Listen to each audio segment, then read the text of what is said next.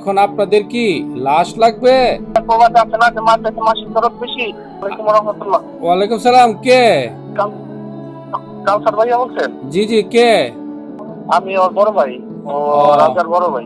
আচ্ছা আচ্ছা আচ্ছা, এখন আগে আপনার আব্বার সাথে কথা বলছিলাম, হ্যাঁ? জি বলছিলেন। আচ্ছা, যাই হোক, এখন আমাকে কোম্পানির তরফ থেকে জিজ্ঞাসা করছে আপনাদের পরিবারের সাথে জিজ্ঞাসা করে কোম্পানিতে বলার জন্য। এখন আপনাদের কি লাগবে? যদি লাগে তাহলে টাকা পয়সা। আমি একটা কথা বলি কাউসার ভাইয়া, শুনেন আপনি যে কথাগুলি এত পেঁচায় পেঁচায় বলতেছে, সকল কথা বলছেন। এক মিনিট কাউসার ভাইয়া, এক মিনিট এক মিনিট এক মিনিট। আপনি অনেকক্ষণ সবসময় বলতেছেন আমাদের মাথা ঠিক নাই, কখন কি কে বলতেছে। এখন বলেন আমারে কি করতে হবে, আমি কোম্পানিতে বলতে হবে। শুনেন না, অনলাইনের মানুষ আপনি ভাইরাল হওয়ার জন্য অনেক কিছু বলতেছেন। আরে আমার কথা শুনেন। শুনেন, আপনি কি বুঝতে পারতেছেন না যে একজন বাপের ছেলে সন্তান কতটুকু মহব্বত? ওই যে আছে না যে মাসিক খরচ বেশি, এখন আপনার ওই যায়, কিন্তু আমাদের যে মনের যে অবস্থা সেটা তো আপনারা আচ্ছা বুঝবেন না। ঠিক আছে, আপনাদের সাথে যখন এরকম হইব তখন আপনারা বুঝবেন। আমার কথা শুনে। সর্বোচ্চ কথা হলো আমাদের ভাই লাগবে।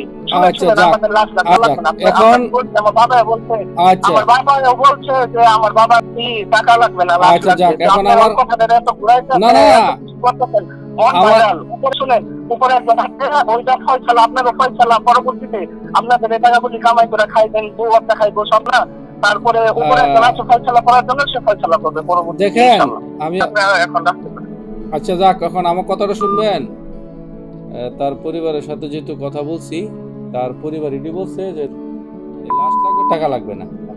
যাই হোক, আর সবচেয়ে বড় কথা হইছে একজন প্রবাসী, যেহেতু রাজা আমাদের সবারই কাছের মানুষ, তার সাথে আনুমানিক রাজার লগে আমাদের সবারই কিন্তু ভিডিও আছে।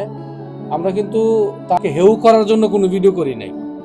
ভিডিওটা করা হয়েছে এই জন্যে যে আমরা, সে আমাদের কাছের একটা মানুষ। ওকে, এখন সবচেয়ে বড় কথা হয়েছে চেষ্টা করুন তার পরিবারের কথাটা কোম্পানিকে বলার জন্য। আর দ্বিতীয় কথা, তার পরিবারের জিনিসটা বুঝতে পারতাছি, যেহেতু বাপ হয়তো বলতে পারে না। তবে এটা একটা কথা, সে এই বয়সে মরার সময় নাই, তার প্রেশার দেওয়া হয়েছে পারিবারিকভাবে। এখন বলতে গেলে যদি আমি সব কাহিনী বলি তাহলে তার পরিবার অনেক ছোট হয়ে যাবো। আমি আজ পর্যন্ত এই কোনো একটা ভিডিওতে বলি না তার পরিবারের বিপক্ষে কথা বলি নাই। এখন বলতে গেলে তার পরিবার অনেক ছোট হয়ে যাবো। একটা প্রবাসী তখনই সে তার বড় সিদ্ধান্ত নেয় যখন তার পরিবার থেকে তাকে অনেক প্রেশার দেওয়া হয়। হ্যাঁ, প্রবাসীরা যখন সহ্য করতে পারে না, প্রবাসীরা অনেক বড় একটা সিদ্ধান্ত নিয়ে না, ভুল সিদ্ধান্ত নেয়। আর আপনারা যারা পরিবার, আপনাদেরকে কথা আছে, আপনারা কি বলছেন যে আমরা বিউ ব্যবসা করার জন্য ভিডিও বানাই। আরে যদি বিউ ব্যবসার জন্য ভিডিও বানাইতাম তাহলে আপনাদের কাছে এতগুলো ফোন করতাম না, অনেক উল্টাপাল্টা কথা কইতে পারতাম। বলছেন আপনাদের কথাগুলা যদি আমি আমার এখানে সবাই যদি না জানাই তাহলে আপনারা বলবেন যে কিছু লুকাইলিস। আপনারা একটা ছেলেটারে প্রেশার দিতে দিতে প্রেশার সহ্য করতে না পাইরা শেষ পর্যন্ত বড় একটা ভুল সিদ্ধান্ত নিছেন, প্রচুর প্রেশার দিছেন। আপনি বলতেছেন কি আমি তার ভাই, দেশে যাওয়ার পরে কয়বার ফোন দিয়ে খবর নিছিলেন? এখন সব কথা বললে পরে আপনার ইজ্জত যাইব। আর বললাম না, কতবার ফোন দিছেন? ফোন দিয়ে বলছিলেন তুই যে আইসস, তোরে বিয়ার জন্য যে আইসস, তুই বিয়া কর, টাকা পয়সা লাগবো, আমি দেবো, বলছিলেন? বলেন তো নাই একদিনও। 5 মাসের ছুটি কেটে গিয়া 1.5 মাস পরে একটা ছেলে আয়া পড়ছে, তার 30 বছর, কি বলছেন যে তার বয়স 22 বছর। আপনি তো ঠিকই বিয়া করছেন। আর আর আর কিছু কইতাম না, তো কইলে অনেক কথা কইলাম না। তবে একটা কথা মনে রাখবেন, একটা প্রবাসী তখন বড় সিদ্ধান্ত নেয় যখন পরিবারের চাপে হ্যাঁ সহ্য করতে না পারে।